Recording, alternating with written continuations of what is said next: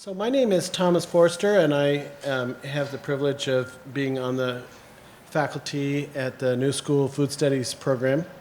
I'm here channeling the coordinator of the Food Studies program, Fabio Paresecoli, who came down sick today and couldn't be here. But I'm here to welcome you on behalf of the Food Studies program, and just to say a few things as part of that welcome. First of all, some of you may not know the Food Studies program here is relatively new, but is growing very fast and is on its way to becoming a major program in not long from now. But there are a whole number of courses on food politics, culture, history, food writing, business creation. And I think what makes the Food Studies program at the New School so exciting is that it really cuts across from the local to the global, from New York City to national and international, even UN level food and ag policy taking place right here. And it's really a combination of practice to policy, and by practice I mean just really getting engaged in the food movement, and even getting engaged in policy processes right here, and actually making a difference in the course in real time. There are a lot of examples of that I won't go into now, but as I say, it is a growing program. The courses are open to all. There are continuing education, not for credit, but also for credit courses, and a strong commitment to community engagement throughout the New School, of course, but also in the Food Studies program. And we now have a new agreement with the International Culinary Center, which is very exciting. And here, in fact, tonight is an example of the collaboration. You'll hear more about that later on in the program. What I'd like to do is invite to actually introduce the moderator, Jessica Warug, and like many students and faculty at the New School, her background is extremely diverse, and she has a background in both urban planning and food. Works now at the New York City Department of Transportation, External Affairs, responsible for a lot of community-based activities. She's an adjunct instructor also here at the New School, and also at the NYU Global Center for Global Affairs. She worked at the World Bank not too long ago in sustainable urban design in Latin America. And she's also worked as an urban planner in New York City. But she's also been a chef and managed farmers markets here in London, loves to travel, just came back from Tanzania and Italy, and just as a footnote, has degrees from the London School of Economics and Brown University. So to invite you up here, with no further ado, Jessica. Thank you. You're welcome. Okay, hi everybody. Okay. All right, so we have for me, this is exciting. So tonight, so I've always been very interested in food and farming and cities, and tonight we get to bring all of these things together in a little discussion about urban agriculture and locally grown food. And we're looking at it from kind of 2 or 3 different perspectives. So we're going to talk about the nonprofit community development perspective, the public sector perspective, and the private sector perspective. And we're going to go in order of sector. So first starting with nonprofit, then public, then private. It also, oddly or not so oddly, happens to be in gender order. We can think about that later. But I'll introduce each person as they come up. So the first person who is going to talk is Lisa Brochet, and she works for the International Rescue Committee, which works with refugees all around the world, but they also work specifically with refugees in New York City, helping them build community and adjust to their new lives and all these things. And they have a new urban agriculture initiative where the refugees are working in urban agriculture at different places around the city. So Lisa is first going to show you a little film, and then she's going to tell you about the program. So, yeah, show the film first. Well, you want to show the film first? Whatever you want to do, you can talk first. Oh, I was going to give it to them last. Okay, Something give it to to look them forward last. to if I totally Do it. bomb on the speaking part, then we can only remember the good part at the end. I'll keep you in sort of time. Yeah, this will be pretty. Wait a minute, how do I pull mine up again? Okay, that's the thing. Is that we have to clear out the pieces. Okay. So you want your presentation? I hope so. I don't want hers because if I get hers, I am. Go for it. Do your best with it. So we're the same. That's the end slide. That's the very last slide. Oh. Yeah, while we're getting this together, just a quick background on the International Rescue Committee, very briefly. We're a global aid agency, humanitarian aid agency that was founded back in 1933, suggestion of Albert Einstein. We work in over 40 countries, and we have 22 domestic offices. And our main function at the domestic office is to help those refugees who have been granted sanctuary here in the United States to start their new lives. We help them find jobs, we help them secure housing, we help them with any immigration issues, we do ESL classes. And one of the really cool sort of new initiatives that we've taken on is as Jessica mentioned, it's called New Roots. And it's not just in New York, it's at all 22 of our offices in some shape or form. We consider New Roots to be everything from the initial stocking of a refrigerator, which can be very important because you want culturally sensitive food. You don't want to start them on an American heavy diet to begin with because that upsets everybody's system, even our own probably.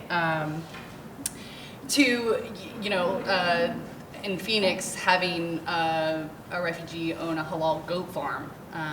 So there's a wide berth there, if you will. Okay, so that's it. And I am the community integration manager of this program. And I'm going to give you sort of I'm going to start with the bigger picture of New Roots, and then I'm going to bring it into the local context for you. What are the elements of our New Roots program? Well, there's some pretty vital ingredients that we've come up with. Food security and nutrition, certainly, employment, enterprise and production, and they all lead back to integration and community development, which is, one of our main goals here in New York. What does food security and nutrition mean? It means that we're going to ensure access to healthy, culturally sensitive foods for our clients when they first get here, and that we're going to address their diet-related needs and issues. So it's really important what we put in that refrigerator when they first get here. We like to look at where we resettle them. We try and avoid food deserts. It's pretty tough to do in New York City. Rents are high in places where we don't call them food deserts, and affordable in the places where we do consider them food deserts. We make sure that they understand the benefits of SNAP, of WIC. There's an educational component to all of this as well, which happens in their first couple weeks here through cultural orientation and ESL classes. Employment. Try and place employment, our refugee clients and asylee clients. I want to make the distinction. We also help a lot of asylee clients. The only difference between a refugee and asylee is that a refugee was granted sanctuary outside of the United States and then came in. An asylee comes on their own and asks for asylum when they get to the airport. Okay, but the rights are the exact same. And so we work with both populations and communities at large. So part of the employment is to help identify jobs and screen employers. We want to make sure that our workers know their rights. Farming is notorious for taking people and not having them pay taxes or doing things under the table, and there's unsafe work conditions that we want to make sure that we're not putting our clients into those positions. We want good relationships with the employers. And this is more so, this is not in New York. I'm talking larger picture, San Diego, Phoenix, Salt Lake City.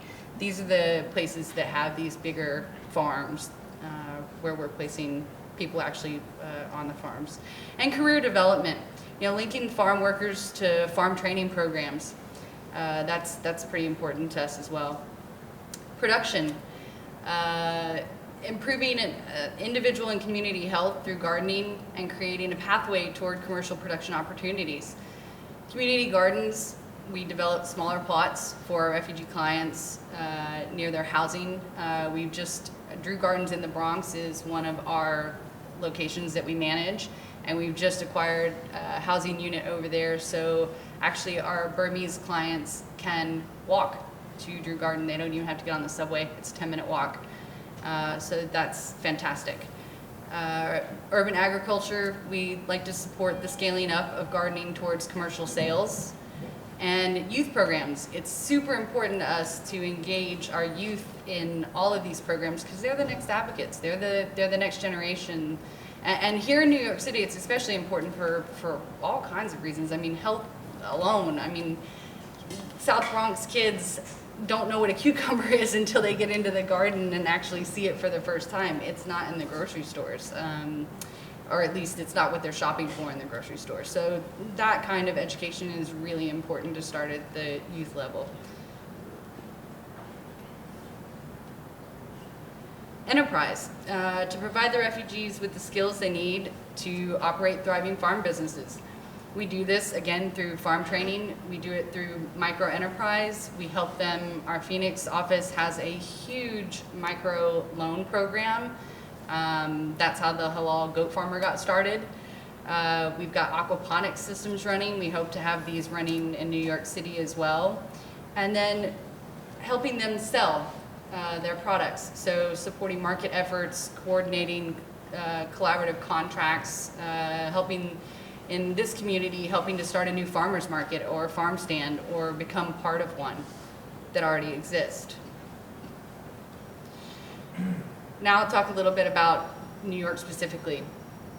The elements to our program, and the three first ones are the absolute most important. Access to healthy, affordable, nutritious foods. That's it.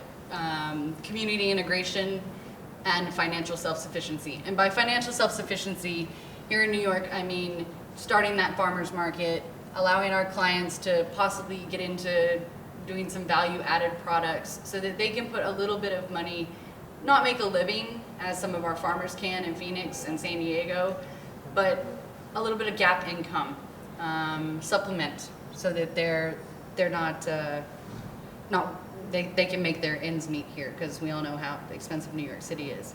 Nutrition and health education and ESL, big component. And then we have right now our two sites. The New Roots Community Farm is the new site at 153rd and Grand Concourse, and Drew Gardens is a pretty well-established garden up on West Farm Square.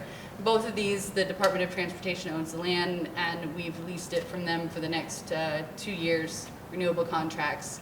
We hope to have it for a really long time. Oh, sorry. I'm going slow. And aquaponic systems. Program outcomes. Health, really important. We want to improve mental and physical health. We want them to eat more vegetables. We want to increase nutritional awareness. Community. Make new friends, engage in civic life at the local level, and increase the knowledge about the community resources.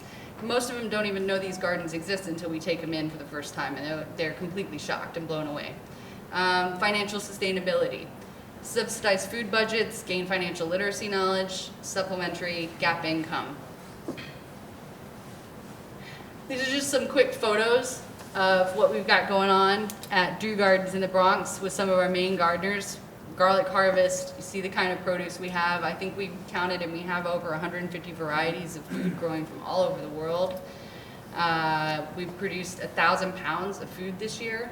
So that's pretty impressive, and once we get the new site up, we should be able to double that. And if we get the aquaponic systems running, we can triple and quadruple it. And we can also do this year round in a greenhouse, because New York, unfortunately, has some pretty cold winters. And now, so if this was bad, now you're gonna see something really good. I just gotta figure out how to do it. Click on don't see it anymore, It Jess. says IRC video. Oh, I can barely see it, yeah.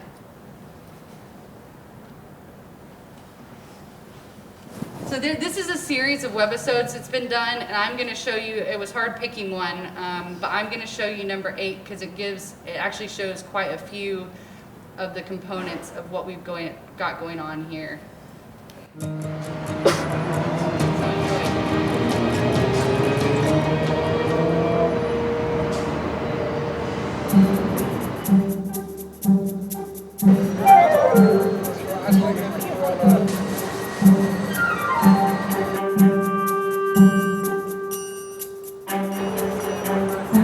Beautiful, right? Yeah. Those would cook nice. I'm a city kid, and I was not aware that you could have such a variety and such an abundance of wonderful vegetables growing in the center of the Bronx.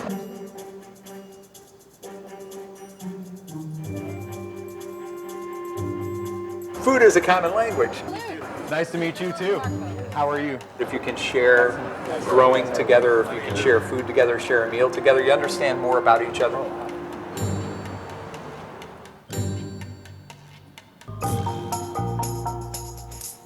We have a lot of things here. They're a little large now, right? Yeah. Is that a Cayenne? Yeah. you can use that one. You're going to cook that for us, right? What do you call it in your country, in Burma? Loves Ladzu? How do I say hello in Burmese? Sorry? Sorry? No, I thought sorry meant hello in Burmese. Okay.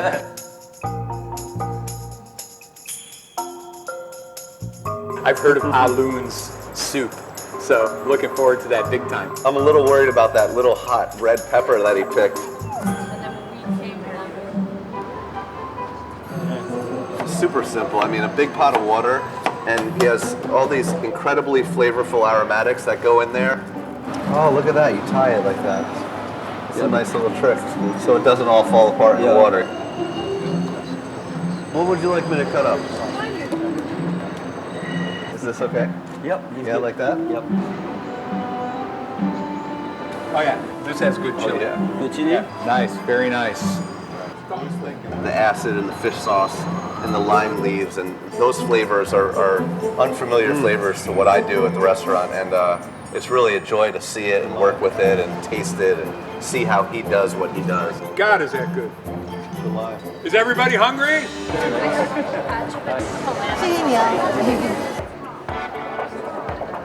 Let's have a huge round of applause for Chef Alun.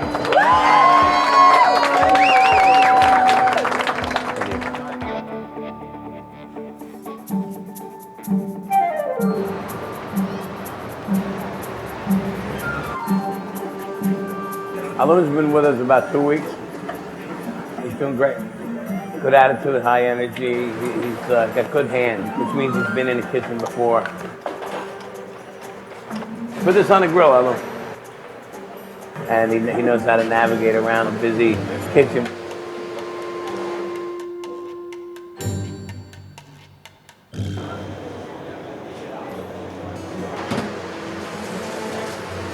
Yeah, we live together, so every morning they're going to call me, Alun, wake up, something like that. You want to cut? Yeah, no, just put it on. Yeah, it's chicken salad. Put on the top here. I'm right in United States, it's almost 6 months now. It's a new city, I have never been here, so I have nobody here. Now I'm very lucky. INC helping me to find a house. Oh, hi. How are you? To find a job, helping and teaching and give more future for me.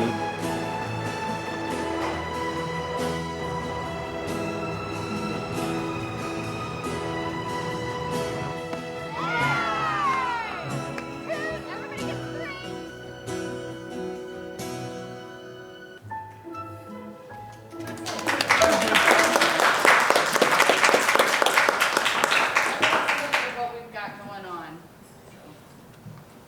Feel free to watch all 9 episodes. Yeah. You'll see Angel harvest those peanuts from Cameroon and be reunited with her 3 children that she hadn't seen in 5 years. It's all very good stuff. Okay. All All right, thank you very much, Lisa. I definitely recommend that you all watch the rest of the numerous videos. They're very entertaining and moving and good. And so Sarita is up next, and she's going to talk about East New York Farms, which is an urban agriculture and community and economic development program in East New York, in Brooklyn. And although it is sort of neighborhood focused, I don't know if she's going to talk about this or not, but there actually are a lot of immigrants there, so there's similar kind of international mix going on. But it's a very, very cool project that has really kind of grown and spread over the years, and is, for me, very exciting and fun. So, Sarita.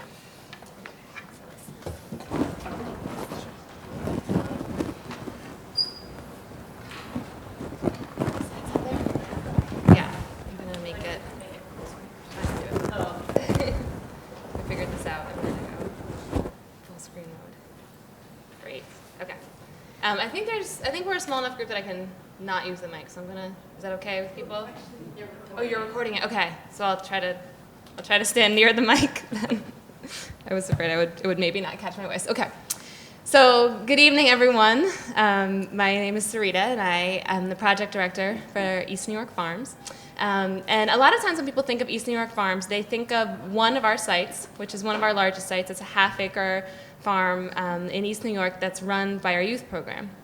And there's a few other community members that also have plots there. However, East New York Farms is actually a much larger project than that, and is a network of growers throughout our community that are working together and have been since 1998. That's when our project started. So we are a network of youth interns, urban farms, 24 community gardens, backyard gardeners too, many gardeners that participate between those community gardens and backyard gardens, volunteers that work with our program throughout the year, regional upstate farmers who also sell at our farmers market and are a huge piece of the puzzle in addressing access to food in our community beyond what we can grow in East New York. And then, of course, the customers who make our market happen. So when I talk about East New York Farms, I always want to make sure that I don't leave out all those other parts and give people a full picture of what we're doing. So I also want to give you a little bit of history of urban agriculture in East New York so that you can get a sense of the many different ways that urban agriculture is important for our community and why it's such a source of, in addition to a source of food, a source of community pride. So East New York was actually one of the last neighborhoods in New York City to have farms, the last functioning farms in terms of farms that provided a full-time income and employment for people. The last full-time farm in East New York closed around the 1960s. And East New York continued to be an agricultural area much longer than a lot of the rest of the city. In the 1930s, East New York actually provided most of the vegetables for the city of New York through the farms in the area that went to the public markets in New York City. So that's part of our history, but around the time that the farms were declining was also around the time that the first Black and Latino families started to move into East New York. And what that spurred was a long series of white flight, where white families left the neighborhood for different reasons. For some people, it was a fear of living next to families of color.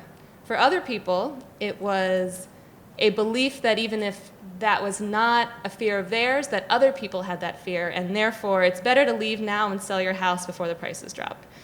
And then there were people who left later when the community had really been emptied out, and they left for security concerns, because once there was so much vacant property and vacant buildings, that attracted crime to the neighborhood in this sort of self-fulfilling prophecy sort of way, where the people who left first looked back and said, see, look what happened, but in fact it was really them leaving that started that decline. But what that left East New York with was a lot of vacant buildings that eventually, either because they were demolished or because they were burned down, became vacant lots. And so East New York had, before our project ever got started, before the East New York Farms project started, East New York had over 60 community gardens, and that was because neighbors took the initiative to convert these vacant lots into productive community spaces, into places that were growing food. And something that helps with that is the fact that so many people in East New York know something about growing food, either because they grew up in farms in the southern United States or in the Caribbean or in Central America, and increasingly now from South Asia and also from West Africa. So people know there was land, and people knew how to grow food. And so, that movement of gardening had already started by the mid-90s. But East New York was continuing to experience a lot of problems, including lack of access to fresh food, few economic opportunities. A lot of the businesses left along with the residents in that period of white flight, limited opportunities for youth. And so our project actually started out of a community opinion forum series that was organized with community organizations and the Pratt Institute. They asked people all throughout East New York, what are resources you see in East New York and what are needs that you see in this community? Not with a particular focus on food, just generally. So a lot of these needs came up, but in the terms of resources, people mentioned gardens and people mentioned youth, that there's a large youth population. About 1 in 3 people in East New York is under 18. And so people felt like if youth were involved in a positive way, they could be a great resource. So East New York Farm started as a way to further develop those resources to better meet the needs that people were experiencing. So now one of the major things we do is provide support to gardens to help them be more productive and inclusive community spaces. And we do that through technical assistance and technical growing assistance, helping people with their actual production one-on-one and through workshops. Physical assistance from our youth program. We run an internship program for 33 teenagers from East New York every year. They work with us from March through November, and they're actually paid a stipend for working in that program. And in addition to running the half-acre farm that is part of our youth program that's managed by our staff and the youth, we also give assistance to gardeners throughout the neighborhood in different projects that they are doing in their gardens. That also provides that interaction between the young people and the gardeners in the neighborhood. We provide some key supplies and materials. Trellising, for example, is not, a gardener is not going to buy themselves a $300 very heavy roll of trellis, but if we can buy that in bulk and distribute it to gardeners, it vastly increases their production. So that's one example of some of the key supplies and materials, seedlings to start off the season, that kind of stuff.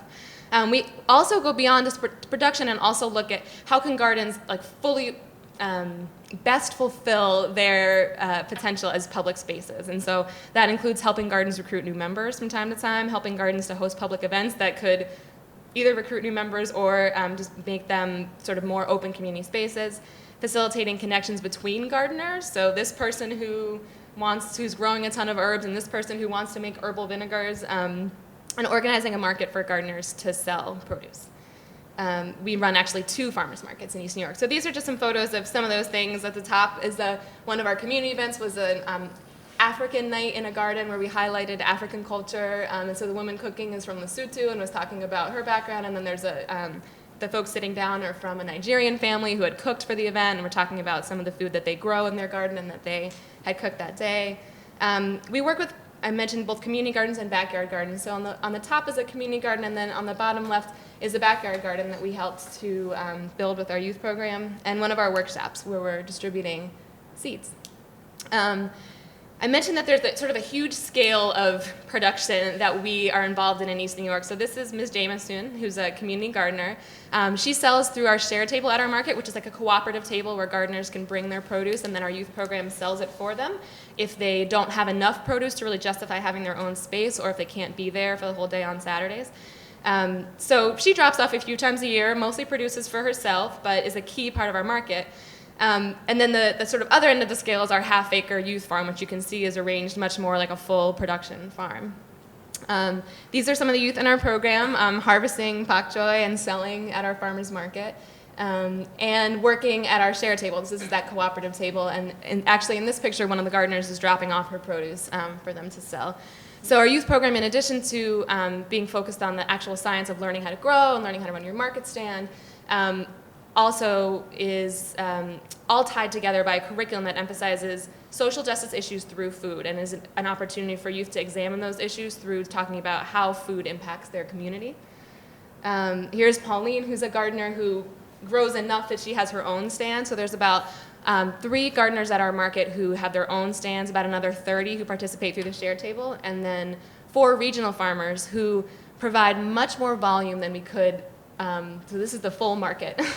they provide much more volume than we could with gardens alone. So that partnership is actually really important for us. The gardener is growing a lot of the specialty crops that people know from their home country, that it's really a draw. And then the farmers growing things that we don't have space for, like corn and watermelon and potatoes. And being able, through both of those means, to really create more access to fresh food in East New York. And the market, like the gardens, is also a community space. And so we have community events like this mask painting day that was hugely popular for people of all ages, including our teenage interns. So some of the newer, those are sort of the core parts of the East New York Farms program. Some of our newer initiatives are a community educator training program where people who've been involved with our program are trained in partnership with Just Food to conduct cooking demonstrations throughout the community, primarily as a form of outreach and sort of getting people excited about talking about food and excited about learning about what's happening around food in our community. I think people in East New York actually know a ton about how to cook and about what's fresh, and the cooking demonstrations, more than teaching people how to eat, I think are about teaching people what's happening in the neighborhood, and as a really engaging way to do outreach. And this is the farm that we most recently started, which is a perfect segue into Roland's presentation, because we worked with Green Thumb, the Department of Housing Preservation and Development, to transfer this land to the Parks Department so that we could register it with the Green Thumb program and start farming here. So these boxes were built just as recently as about May, and we have several gardeners that are growing in this plot. And the cool thing about this garden is that we deliberately focus on making it intergenerational. So there's alumni from our youth program who have plots in this garden, as well as older gardeners who've been growing with us for a really long time. So I will leave us with that as we segue into talking about Green Thumb.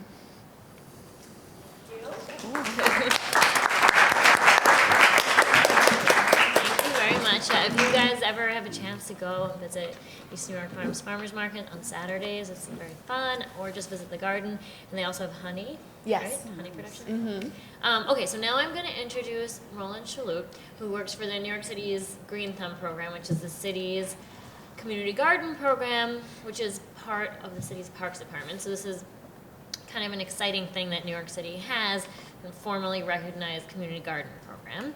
And Roland has a very cool and interesting background, and you want to come and talk? Sure. Okay. And should I leave this up, or do you have do you have a presentation? I'm just going to talk, actually. Okay, he's just going to talk, so we'll leave this Green Thumb picture up. Oh, yes. Okay. No problem.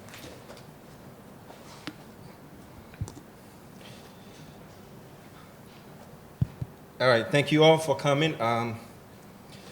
My name is Roland Schröd, and I'm with the Green Thumb Community Garden Division of the Parks Department.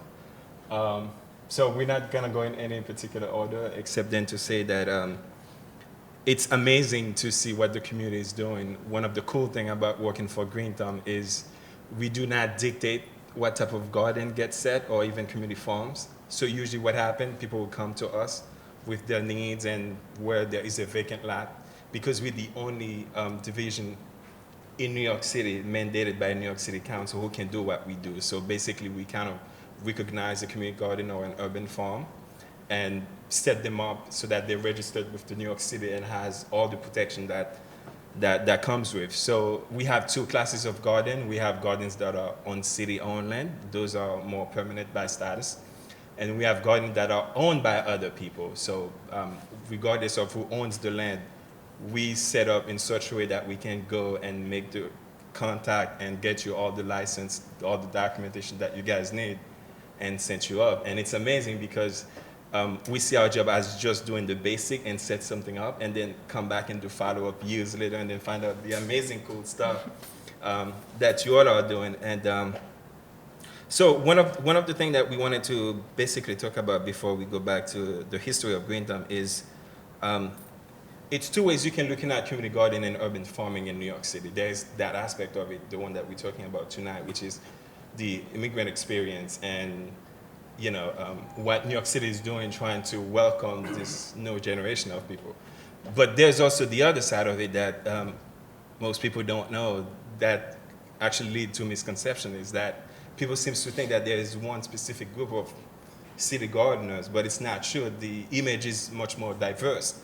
And we have, the clientele is mixed of so many different people. We have colleges and institutions now coming in and trying to be more involved with that movement. And we have colleges like NYU, Columbia, Pratt coming back and trying to embed that at part of their curriculum for the new student coming in, and trying to do new partnership with Green Thumb so that we can provide their students with the space and that network of people that they can do community work with.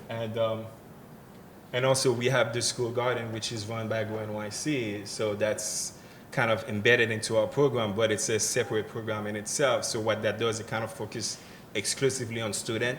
So it's amazing because we see all that happening under Green Thumb, but it's pretty much run at a local level. You guys decide what takes shape in your community. And we recently started working with DOT, and it's amazing, this unique concept of focusing exclusively on new immigrant coming in and giving them a space that's theirs, and kind of link them up with established people and restaurants so that the gap is not so wide, because they feel like they can bring their experience and share it with the rest of New York City and have that welcoming atmosphere where they can work with restaurants and so forth and so on, and trying to entice restaurants to kind of watch the city and about doing something about food justice and lack of food.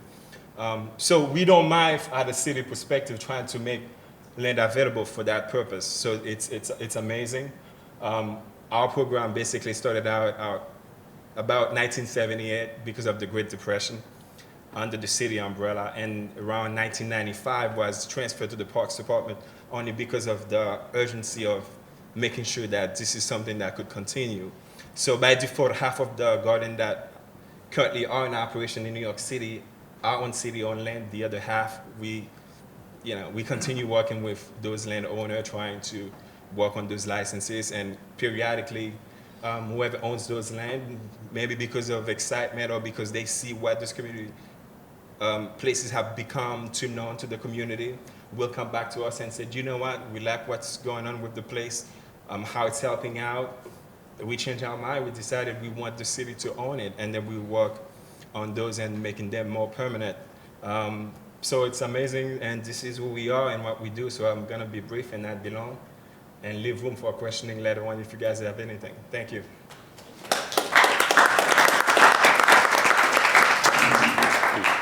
Thank you, Roland. Yeah, the Green Thumb program is really important because I think what happened is for a long time, there were a lot of people farming and gardening and growing food and flowers on land, and that the Green Thumb program really helped kind of formalize that and make those gardens permanent. So, and they work closely with both the IRC and East New York Farms.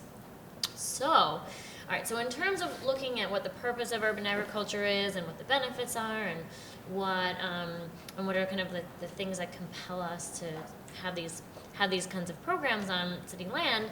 So we think about their community benefits, their economic development benefits, there's food access benefits, but also there are maybe some economic benefits and some maybe like delicious benefits. So I'm gonna call up Sisha Ortuzar now, and he is a chef. I guess that makes and you the has worked at a whole bunch of well-known restaurants, but lately is the co-founder of the River Park Farm, the River Park Restaurant here in Manhattan.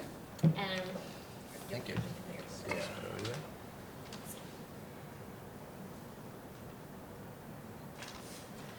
Oops. What says your name? There it is.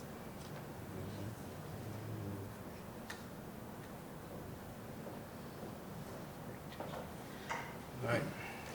Thank you. Okay. So I'm a chef. I run a restaurant called River Park, which is in the east side of Manhattan, the far east side, the end of 29th Street by the river. And we had the great opportunity to be able to build a farm next to our restaurant, kind of almost by accident, and we've had like really, really great success with it and a really great experience doing that. So I'll show you a little bit about it. So what we built was because it's a temporary urban farm. The reason we did that is because we found piece of land that we could have access to it for a short period of time. And so that's why we figured out how to use it temporarily. And what it does is it supplies fresh food to the restaurant. It's also acts as a way to attract people to a restaurant, and it's also provided a new green space to the community, and a tool to share with the community about ideas about growing food and what that's like. We hosted at least one group a week all summer long, all spring, summer, and fall. School groups from preschools to university students, so all types of groups came to see what we're doing, and I think enjoy a little bit. So where we're located, it used to be an old empty lot and parking lot for the Bellevue Hospital, and it was part of an initiative from the mayor to increase the life science business in the city. They developed what's now a science park called the Alexandria Center for Life Sciences, and this is what it used to look like not too long ago. After it was built, the Alexandria Center, there was eventually was going to be 3 towers. Right now, there's only one of them. But when it was first built, there was this. What you see right here, it's the future side of the second tower. So this is next to the restaurant, and the building in the back. That's Bellevue, the original Bellevue. So we approached our landlord about maybe perhaps being able to use the space temporarily, knowing that eventually it was going to be a building. So we knew that whatever we did there wasn't going to stay there forever. So thankfully we have a great landlord that thought this was a good idea, which was actually we were very surprised because people in real estate don't necessarily urban farming doesn't necessarily they go together. So we were very fortunate that they thought it was a great idea. So this is what we put up. And what you can see here is part of it. Behind the gray fence there on the right side was the second half of the farm. And under those blue umbrellas, we built a table where people could eat, to come and eat at the farm, and we had the chance to cook the things that we were growing. So. The concept was because it had to be temporary.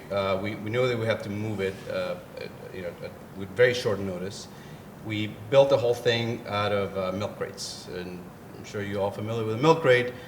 The reason that we use them, well, it's because they're easy to get, they're cheap, they are everywhere. They're produced in large quantities, and surprisingly, they don't get thrown away. They have a very, very long lifetime. So what we did is we lined them with a piece of landscaping fabric to keep the soil, and planted them. We brought the soil from upstate New York, and everything that we planted is one in this container. So we had a little bit of limitation because of the size. We couldn't do corn, potatoes, onions, things that need deeper soil. But really surprising about all the things that we were able to grow in a cubic foot. We grew all sorts of tomatoes and peppers, and our okra plants are about 8 feet tall by the end of the summer, and really surprising what can grow there. So growing in milk crates, it's like I said, really, really, really surprising to us that how productive they can be, and the fact that they're movable. That's a great addition. We had to, in 2011, we had to move all the plants indoors because of the hurricane was coming. We were afraid of losing our crops, so it took us about a day, but we did it. And now one of the challenges of growing on the milk crates is that it does take a lot of work. So a lot more work, a lot more labor than growing in soil, because you have to move them around. Watering takes a long time. You have to water individual crates because if you forget one in the middle, it's going to dry. So it does take a lot of work. We did everything from seedlings, so from some seeds. So we didn't buy any starters. So you can see there in the top left, those are little radish seeds sprouting up, and you can see them at different stages. So this is a radish that we grew quite a bit of. It's a French breakfast radish, And we grew over 180 varieties of produce, but we kind of picked our favorites, and this was one that we like to use a lot because when it was really small, we can use it in a salad whole, and then when they got bigger, we started roasting them, and on the bottom over there, that's we kind of roast them like a potato until they get soft and the leaves will get really crispy. It's really, really great. So like those. So one of the great things about having as a restaurant to have this farm, it gives us the opportunity to kind of grow things that are not that easy for us to find. We source a lot of our food from the green markets, and the challenge for us is that there's some things that we like to use that not everybody grows because it doesn't maybe make sense for the farmer. So here's a couple examples. This nasturtium, salad burnet, bronze fennel, lemon verbena, and red amaranth. Those are things that we like to use, but again, you don't really find them too much in the markets. Some of the more interesting things that we did from the top starting, that's the watermelon. We did papalo, which is a Mexican herb that we really liked. We had artichokes. Artichoke. We had one artichoke. That's it. But it grew. So we had a lot of peppers. I love peppers, so we did lots of work with peppers, strawberries, and tomatillos. That's two varieties of tomatillos. One is a purple tomatillo, and we brought some today for you guys to taste some of the things that we grew there. So that's one of them. So that's the farm. Now, just quickly, because we always knew this was going to be temporary, it actually happened. The construction it's happening again.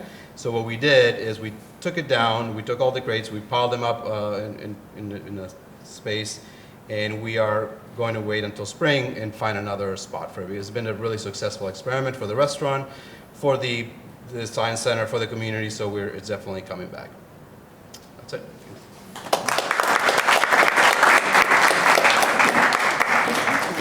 Thank you very much. I think I have lots of questions for you when we're done. So now I'm going to call up Heath Bronstein, who runs food services here at the new school. So he's going to talk about sustainability and big institutional food sourcing. Thank you. Do you have something you want? No, actually, I don't. You can leave one of these pictures.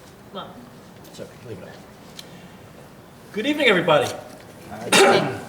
My name's Heath Bronstein. I'm Director of Dining Services here at the new school. I am not a chef by trade. I do choose, however, on a daily basis to wear these chef whites for two reasons. One, I'm readily identifiable as a member of the dining service team here at the new school. Also, I can be quite indecisive, and at 4:30 in the morning, this greatly simplifies my dressing options. White coat, black pants, I'm out the door. So it works for me. I also have not opted to use any multimedia or other heavy carbon footprint means of presentation such as pyrotechnics or anything. I will, however, recommend leaving the lights on rather than dim down, although you might save some energy. The hypnotic quality of my voice, coupled with the wine and the late hour of the day, may result in marked drowsiness, as well as your inability to operate any heavy machinery. I am here to talk about the challenges faced by a college dining service operation in implementing, sourcing, and utilizing local produce and products, and some of the solutions that we've come up with to work these things into our operations. College dining service operations historically have really been problematic, looked at as really part of the problem. They were mostly purveyors of styrofoam, had huge carbon footprints, and I believe their definition of local was anything that might have been grown on this continent, perhaps. Wow, things have changed a lot. I'm really happy to report that the dining service operations at the new school, as well as I think college dining service operations in general these days, have really taken great steps to be part of the solution rather than part of the problem. At the new school, our packaging, for instance, our plates, containers, cups, are all produced from PLA, paper, or bagasse, all compostable products. The flatware that we utilize for catering and in our cafe operations are produced from corn plastic that is also compostable.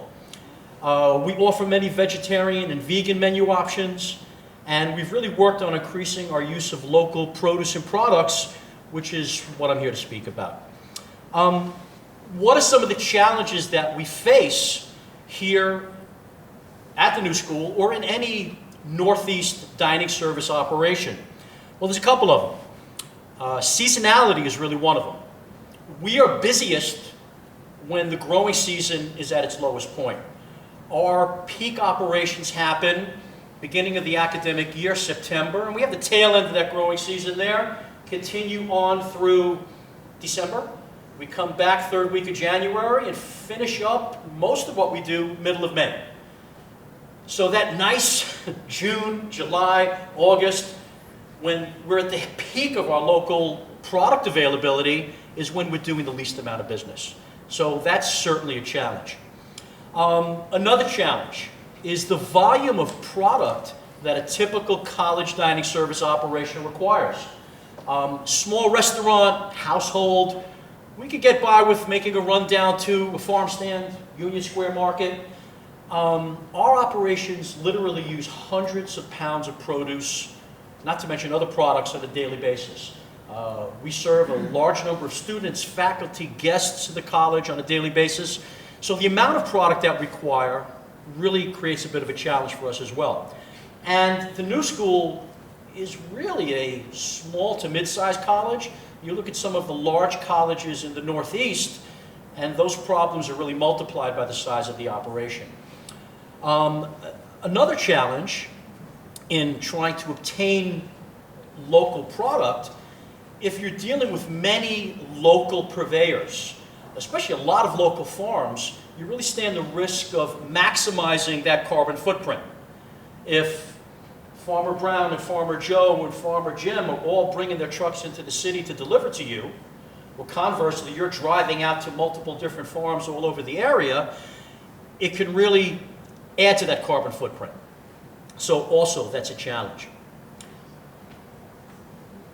Another challenge are really customer demands. As I mentioned before, growing season and peak product availability in the summer. The rest of the year, our guests are looking for fresh berries and items that are not necessarily seasonal to the local market. And we have to meet the demands of our customers as well. So how do we address some of these problems? Well, there's a couple of things that we've done. Small solution, there's a group called Corbin Hill Farm Share. A faculty member at the new school emailed me and said she participated in this farm share. They were going to be having a drop site here at the new school, and would we be interested in participating as part of dining services? I said, hey, I think it's a great opportunity to help support this, and although it's not going to meet all of our produce needs, we certainly could slot it into one of our operations. So we purchased, spring semester last year we started, we purchased one share. We found out it really wasn't as much product as we thought. And then this semester we actually doubled it up and got a double share, and we're using that product on a weekly basis at our Lang Cafe, which is actually downstairs on the main level of this building. So we work that into the menu, and it normally covers a day and a half, 2 days worth of produce for that operation. And we alter the menu accordingly to fit those items in.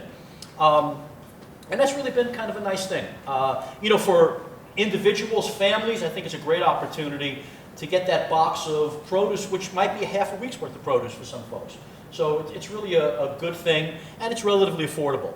But as I said before, the amount of produce that we require and the variety of produce really requires a bigger solution. One of the best solutions that we found, let me just diverge for a sec. About 15 years ago, I had attended a conference at the Culinary Institute of America. And it was when the whole sustainability thing was really starting to get a foothold. And one of the managers there of a dining service operation shared how he would drive, I think, 30 miles, a little bit off his route on his way into college where he worked, and he'd stop at the local orchard and pick up about 3 cases of apples and bring them into the operation. And although I commend him for making that effort, it's not really an effective or efficient means to get that local product into your operations. And once again, you know, we look at that carbon footprint thing and really try to minimize that. What we found by partnering with savvy distributors who are dedicated to this effort. One of our local distributors is Baldor Foods. And I picked up some information on their website, and I encourage you to actually go there. On the website, they have it. Google, get Baldor Foods. They've really taken some great steps towards promoting local and sustainable products. And trust me, I don't have any stock in the company. We do happen to do business with them. But the model that they use is really a great way to help solve that problem of getting an adequate amount of product to a college dining service operation. What Baldor and some other companies like J. King's out in Long Island, they do the same thing. They service restaurants, hotels, bed and breakfasts out in some of these growing regions, particularly out in Long Island. So what they do, they will make a delivery and have their trucks filled with product to deliver to these restaurants, and then they have arrangements with the local farmers, and they'll have a separate arrangement with, and I've looked on their site, they probably do with 15 or 20 local farmers between New Jersey, Long Island, some parts of upstate New York, etc. But what they do is when the trucks are empty after they've made their deliveries out east, they stop at these local farms and they backfill, picking up cases of lettuce, cases of cabbage, cases of cauliflower, etc., and bring these products back to their warehouse. And then, by stopping at multiple farms, they're able to fulfill and deliver the needs to college operations such as the New School for all the different products that we require in the quantities that we require. So that's really been, I think, a great model as far as finding an efficient way to get local products into the operations, effectively minimizing that carbon footprint, and it's worked for us. In a nutshell, that's all I had, and hopefully can answer some other questions that you may have, and thank you very much.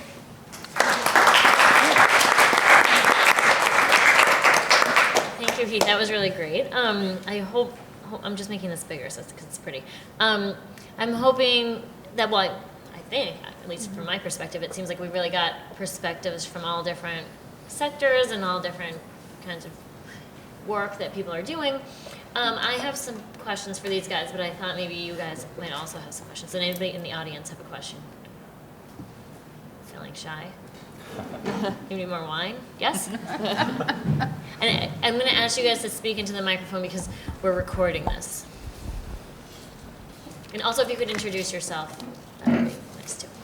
Yeah, my name is Eitan Oren, and I just had a question about the New School operation. Have you really crunched the numbers and compared the carbon footprint of a more typical, large operation versus the company you're just telling us about, Baldor? I'm just curious. I've read a lot about, people comparing efforts, and that sometimes the carbon footprint is actually worse for local organic. I'm just wondering if you could give any more insight into the point at which it becomes a better carbon approach when it's local. Honestly, I'm not an environmental scientist, but dealing with, in many cases, what's a single source for us makes sense for the operations.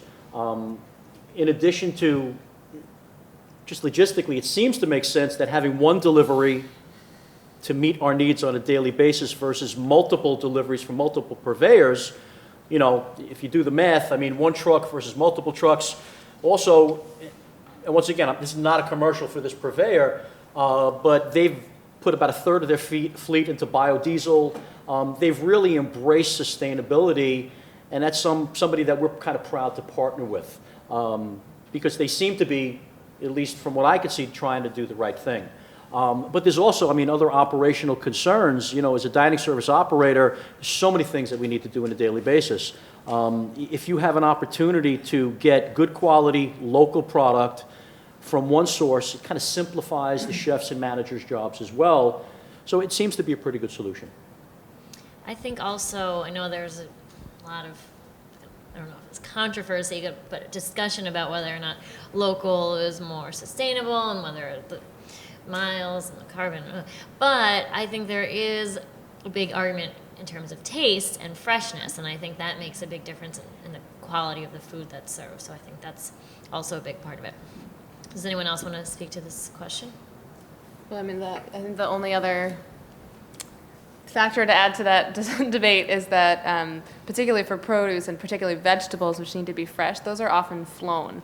So anytime you're shipping something by plane, that's going to be less sustainable than driving, even if you have a lot of different distributors or deliveries or farmers out on the road. So that's one consideration too. Thank you. Yeah, Roland. So the other way you can look at that same conversation is it's a little bit of challenge for Greentown because when we got started, the conception was starting out with community gardening and now having to transition to urban farming and trying to meet the needs where they are. What we do when we get requests for new community gardening and urban farming is we have a map that kind of lay out New York City and see where those empty spots are. So if we were to be able to create a lot of new garden in your immediate area, that would probably offset the cost of having to go either travel all the way to upstate New York, looking at carbon footprint. So we do not, again, it will be coming from your industry, coming out to us and said, listen, if the city was to make available land where we can produce what we need, it's a zero cost sum game because the land is for free. Greentown provides you water, and whatever equipment, tools, and partnership that you need. So you just have to let us know. I mean, we're looking at the negative aspect of the cost of having you doing your job. But if you think that's not sustainable and you think being able to produce stuff locally is something that you could benefit from, the same thing that we looking into your trying to offset that so we can make those land available, partner you with local community farm. Of course, there's a training involved, but I think the cost is much less than having to rely on somebody outside of New York City. And well, you're bringing up a point that I actually wanted to address. I know we don't have any economists on the panel, but when we're thinking about, I mean, the IRC and East New York Farms both don't, in both situations, you're not paying for your land, and in your situation also, you didn't pay for your land, and in your situation, you don't really have land, so. No. You're not paying.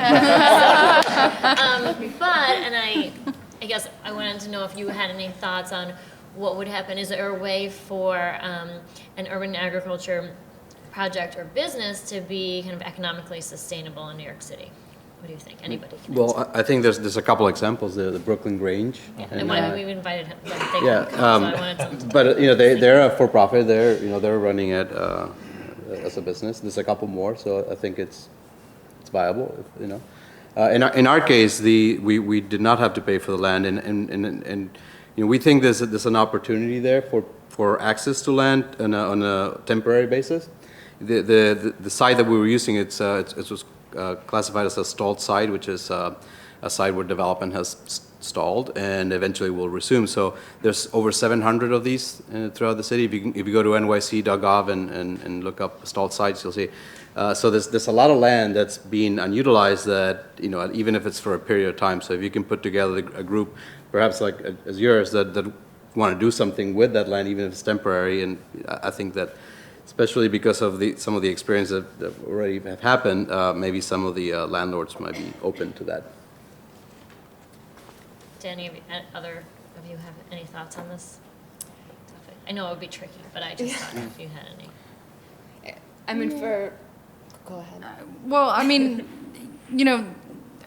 IRC is nonprofit, and we're looking at models now to how we have sort of an end game for this. Where does the IRC start and stop with our gardeners or our farmers? Because it costs a lot of money to run these types of programs. So, San Diego and Phoenix being models have started, the individual gardeners have started value-added products, or they're selling mint Ernest Eats to make a mint chocolate bar, or selling tilapia to local restaurants, and part of the proceeds go into their pockets and part of the proceeds go back to help us train the next group of upcoming gardeners. Well, I guess there's also creative ways to look at it, maybe using rooftops or using Yeah. installed sites. And did you want to add something? Oh, I mean, my answer to that is not really a full answer to that because it's not really our focus. Well, and that was I was gonna bring up that our point, focus too, is food access more than it is, although definitely being able to grow and sell through our farmers market provides some really important supplemental income or gap income like Lisa was talking about.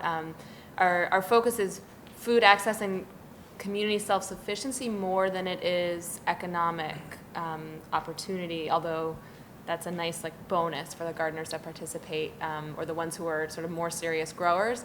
And from it they can learn skills too. Yeah, they can definitely learn important skills.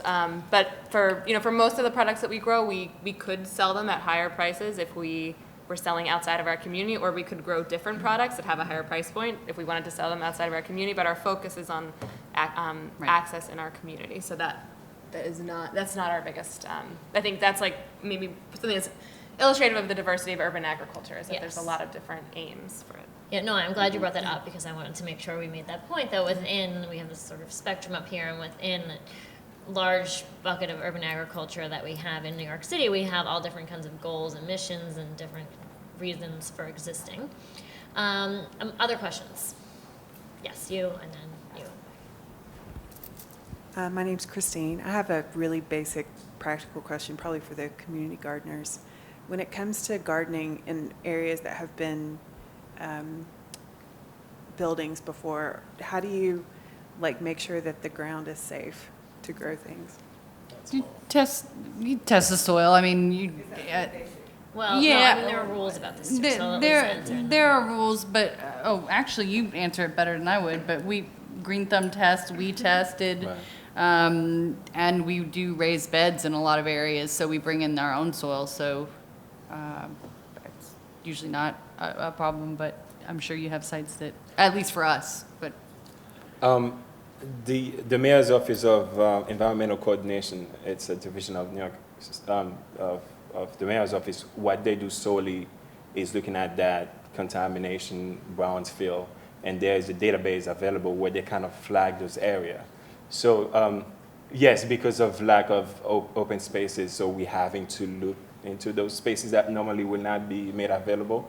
And so one of the tools that we have, we partner with Cornell Institute of Waste Management, and that's their areas of expertise. And what they do, they would study the soil and do a reporting and then make recommendation. Usually what would happen is there's no such thing as a contamination-free zone, but usually people take it from no contamination to a full-fledged, So what we try and tell the gardens that we work with, for whatever reason this conversation is being brought about, is let's look at the recommendation. If we can do soil remediation, then that's what we do. If we have to do a complete replacement, then we can work with the Parks Department, remove everything that needs to be removed. We bring in topsoil, mixed soil, whatever we can do, and then we work with sanitation. They have compost that we can mix. They have mulch. I mean, we understand the complexity of doing urban gardening in New York City, and we try and make it work. Let's just put it this way. But also, the other side to this is, since you talk about construction, housing and development, HPD, half of the garden in private land do come from their side, and that's the question that frequently being asked. People know that there used to be, it's not like you can hide that fact, so it's their neighborhood. It's like there was a building there 5 years ago, yes, the land is vacant, can you make sure that it's safe? So what we'll do in terms of record management is to go back to HPD and says, listen, can we have a copy of this record, how this building was destroyed or removed? Is there anything that we need to be mindful of? In some cases, they would volunteer to replace the soil themselves just to make sure that it's safe. And then as a final touch, we also do raised bed, if that is a concern. So it's definitely safe, not 100% safe, but safe enough for the purpose of gardening. Any other answers up here? Covered it. Okay. Your question? Yeah. So this is kind of a follow-up question to the previous one on economic sustainability. My name is Will. I'm in the Urban Policy Department here at the New School. And I'm really intrigued by this whole idea of, looking to create wealth in these communities and creating extra income. And I noticed you said that our first speaker, Lisa, was it? Yep. Yes. That it wouldn't necessarily be possible in an environment like New York City to provide the full income that they need. It would be more, or what you're doing now is more based on providing supplemental income.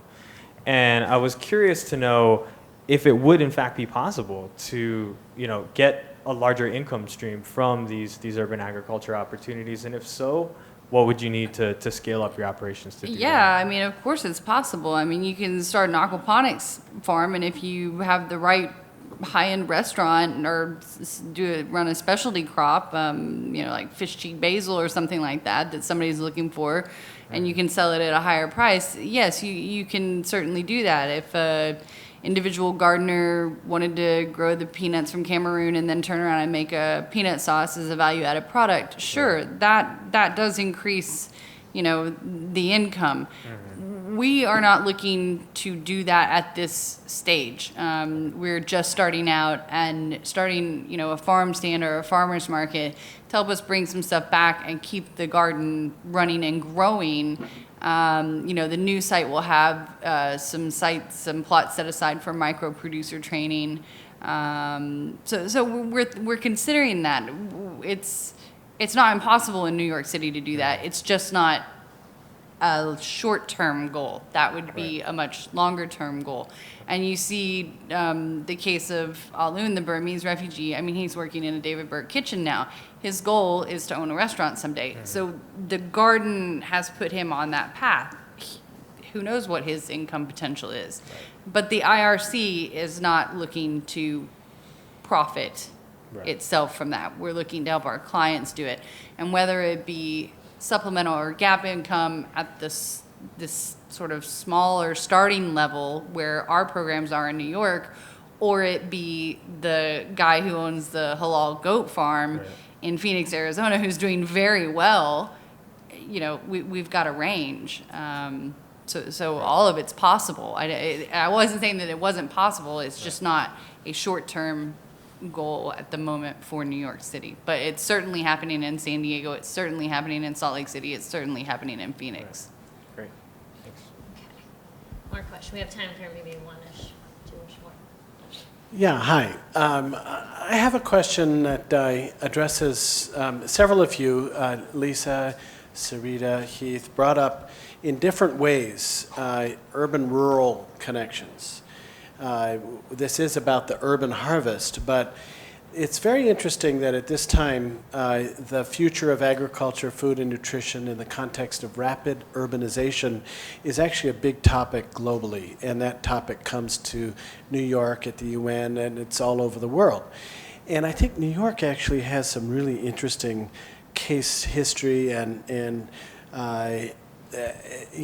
whether it's backhauling from farms on Baldor trucks to institutional food service, or it's the regional farmers that fill out the urban gardener product in farmers markets, or it's the refugees trained out of the city to become new farmers in programs like yours, maybe more in Phoenix and San Diego, but in the future here as well.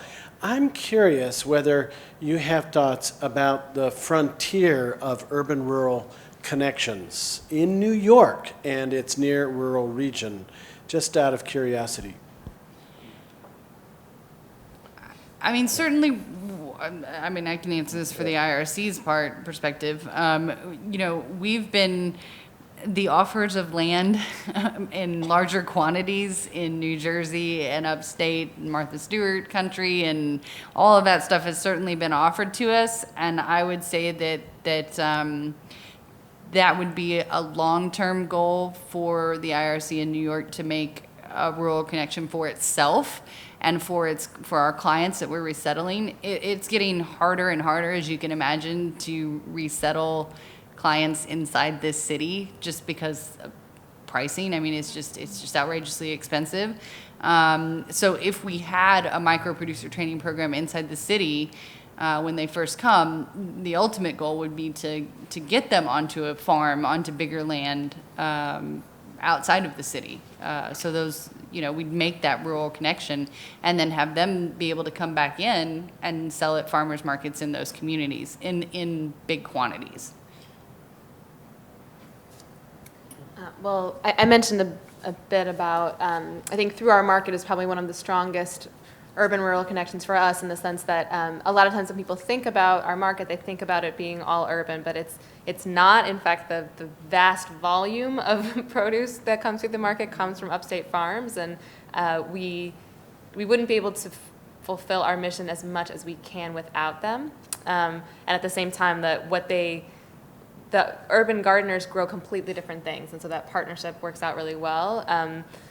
But in terms of most of the gardeners that we work with either have full-time jobs doing something else and garden in their spare time, or if they are planning to ever become a more full-time farmer, are planning to do that in a different country, the country that they came from. They're planning to go back home and have some land there that they're planning to farm. But the New Farmer Development Project, for people who are not familiar with that, is a really fantastic project that connects people who were farmers in their home countries to land here. So I think that's another interesting thing happening with urban-rural connections. And a lot of those farmers start off in Staten Island, sort of still urban, and then scale up to larger farms and larger tracts of land outside of the city. I think it's really interesting because you both work with farmers who have rural and agricultural backgrounds who are then sort of find themselves in New York City. So kind of bringing a lot of things together. Do you have any further thoughts on that? So on the thought of agriculture in an urban environment, especially in New York City, from our point of view, I think it's a tricky subject, and because if you think that you can think about it and say, like, it really makes no sense. It's kind of hard to make an argument and say that we should be growing food in the city so we can feed the city. We're never going to be able to do that. There's a lot of opposition even to the idea of what we're doing. It's called all sorts of things. I think that for us, I'm not speaking for all the different aspects of it, but for us, what's important about it is that it's the production of food is just one aspect of it. It also has to do with the involvement of the community. For us, the involvement of our employees, as a chef, is actually a great thing to be to provide to our cooks the access to a farm, just to see how the food grows, and it's a benefit to our guests who come to see us. So for us, it's a more holistic thing that producing food is one of those. So it's kind of hard for me to say that we should start tearing down buildings and putting up farms, and that makes any sense. I'm realistic about that we'll never win that battle. So, but I think that a version of that can get along with the rest of what the city is and what the city needs, I think that there's definitely a place for that. So I don't know how that speaks to the connection to rural, but bring in the rural a little bit, and I think there's room for that. Thank you. So I think that's all the time we have questions from the audience.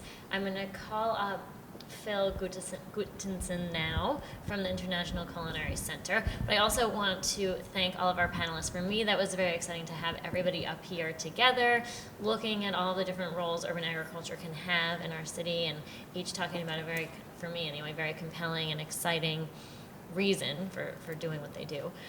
If you guys can stay up here, or if you want, you can sit, and you want to explain the next part of our program. Absolutely. Thank you, Jessica. The International Culinary Center has now entered into work with the New School, and I think this is really indicative of something exciting that we're doing. At the school, we're very invested in this conversation about agriculture, about the urban agriculture and rural agriculture coming together, and the chef's role in it. Chefs Sisha and our chef Gregg Drusinsky are going to be putting a taste together, which is, I know, why you should be hanging around. It's definitely why I am. But the exciting part of a chef's role in this agricultural conversation is that they have the opportunity to create demand. As Chef Heath really put well, you have to please your customer. Customers are going to want certain things. if you are able to introduce seasonal produce to a customer and that's what they begin to demand, you're creating a market for urban agriculture. You're creating a market for seasonal agriculture. So the chef's role as ambassador is something that certainly we've been promoting for years. But I think that having this conversation about immigrant communities, about urban agriculture, in former Department of Transportation spaces, really opens up our conversation as a school and shows the synergy that we need to have moving forward to have a more sustainable agricultural system in this country. So, without much further ado, I'm going to allow them to do their magic here, and Chef Gregg and Chef Sisha are going to talk a little bit about a taste that they prepared for you this evening, but we've also had the opportunity for Red Hook Winery to supply us with some delicious wine, and the winemaker right now is crushing and making wine on the Red Hook docks in Brooklyn, but did send me through just a brief description of some of the wines there to taste, and I wanted to try to do his wine justice by letting you know. There are 3 types of wine here today. We have a Viognier, a Chardonnay, and a red that is a mix of grapes, which I'll touch on briefly. Something that's exciting that they're doing at Red Hook Winery is they're exploring the grapes of the North Fork of Long Island. Again, one of those urban-rural connections that we're talking about. They're making the wine right here in Brooklyn, but really featuring stuff that's going on in the North Fork of Long Island. They have 3 different winemakers with very different approaches and personalities, doing some pretty cool stuff with wine. The Chardonnay is the 2009 School of Antioch Jamesport Vineyard up in the North Fork. It's a whole cluster pressed Chardonnay, spontaneous fermentation, aged for 2 years in neutral oak, not stirred, made by Christopher Nicholson. His footnote on himself, this is the winemaker, is that he's a student of Latour and Ted Lemon and austerity reigns. So that's the Chardonnay. The Viognier is a split rock vineyard from Orient Point. It's destemmed, pressed, and immediately fermented, aged 9 months in stainless steel by Robert Foley.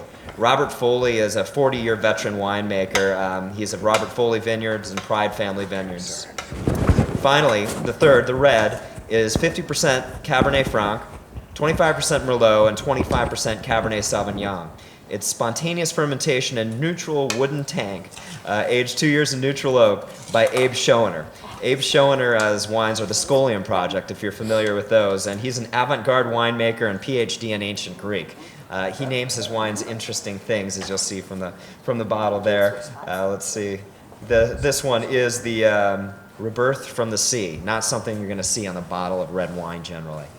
So, with that in mind, I would like to, as the chefs could pop up to the mic, if Chef Gregg, can you say briefly a little bit of what you're plating up here? You are mic'd up, aren't you? I am. Chef Gregg Drusinsky is an instructor at the International Culinary Center. Most recently, saucier at Le Bernardin after a long journey through restaurants and the home kitchens of Chiang Mai in Italy. Now back to school with us. Chef, what do you have for us this evening? Well, I'm not going first, so you'll have to wait a moment. Well, that's pretty loud. But I just have a spiced squash soup. And I have Salvatore ricotta. I'm not sure if anybody's familiar with this product. So it's pretty interesting. I was down in one of the prep kitchens of a restaurant I worked at, and the chef kind of came down. We were making pasta, we were making raviolis, and he came down and he's like, "Hey, I want everybody to try this." And I tried. He's like, "This is some ricotta I just brought." I'm like, "Wow, you must have paid a lot of money to import this." I'm like trying to figure out where it's from. He's like, "Actually, it's from 2 ladies. They make this in Brooklyn." And I was really like blown away that it was made so close to where we're working. I always thought, oh my God, the best products, the best cheeses and stuff, they come from Italy and all these things. But really, this is an amazing product, and it's made locally. For me as a chef instructor, I teach actually a module in the classic culinary about nutrition and sustainability. And I really try to place an emphasis to the cooks coming up, the importance of working within the seasons, of sourcing products locally. It's definitely, it's something I really like to speak to.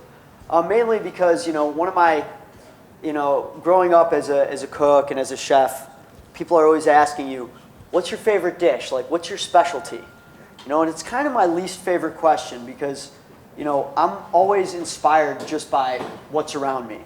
You know, just kind of go to the market, see what's available, and try to make the best of that. That's what really, you know, inspires me and gets me going.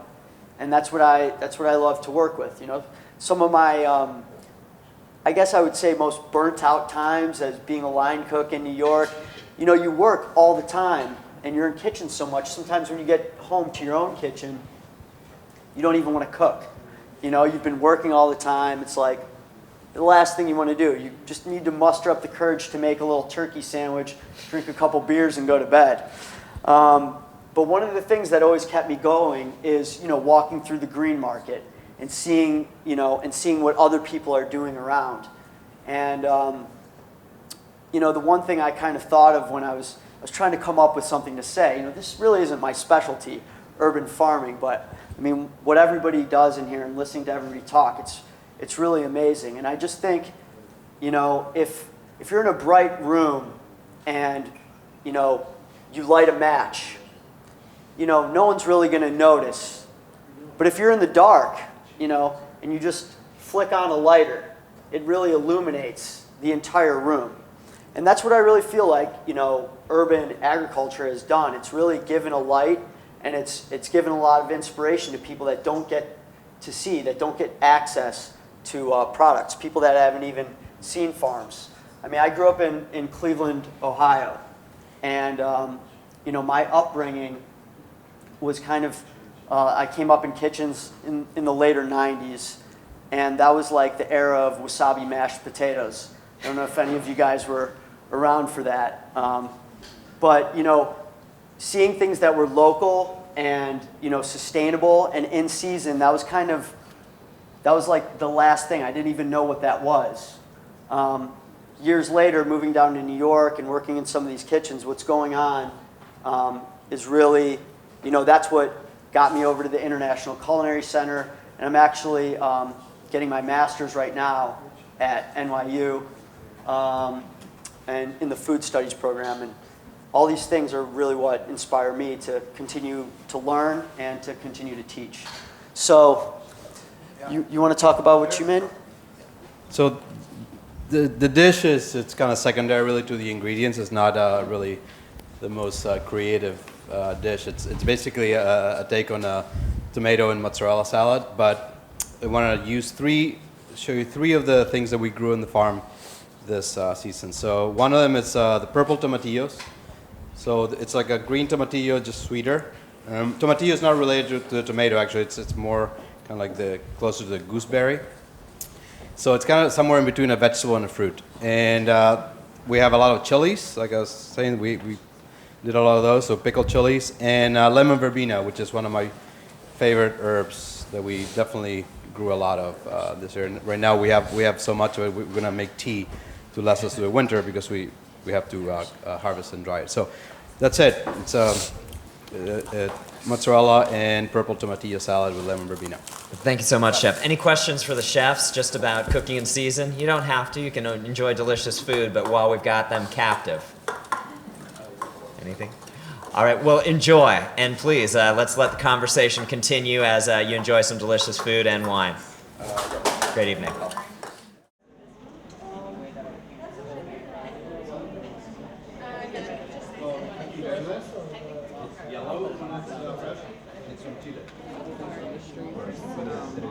I've worked in PR, so.